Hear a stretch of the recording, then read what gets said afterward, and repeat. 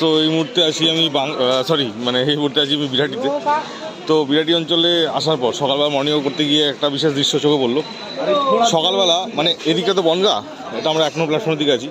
তো সকালবেলা যে কটা ট্রেন আসে আমার মনে হয় এগুলো মানে আমাদের বনগা লাইনের শিয়ালদা লোকাল নয়, এগুলো সব বাংলাদেশ লোকাল ট্রেন।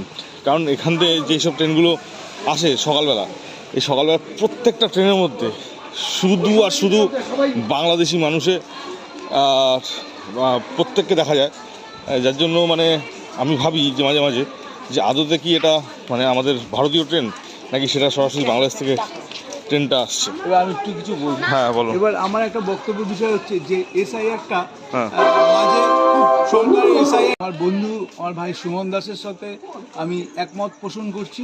এবং আরেকটা যেটা ইম্পর্টেন্ট বিষয় যে আমাদের প্রধানমন্ত্রী যখন এসআইআর নিয়ে খুব ধরপাকড় করছিল, ওই সময়টা একদম গোল্ডেন পিরিয়ড ছিল। কারণ ওই সময় যারা উদ্বাস্তু লোক, যারা আমাদের কলকাতায়, যারা আমাদের ইন্ডিয়ায় এসে ভিড় করছে বিভিন্ন জায়গা থেকে, যাদের কোনো পরিচয়পত্র নেই, তারা অবৈধভাবে থাকছে, এটা ঠিক নয়।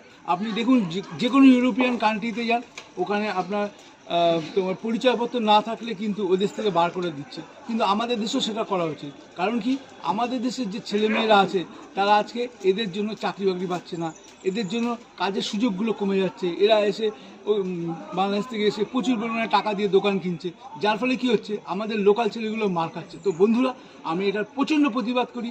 এসআইআর খুব দরকার, এবং যাদের কাছে পরিচয়পত্র না থাকবে, যারা অবৈধভাবে এই আমাদের ওয়েস্ট বেঙ্গলে বলুন, বিভিন্ন স্টেটসে বলুন থাকবে, তাদের অবিলম্বে তাড়ানো উচিত, তবেই দেশটার উন্নতি হবে।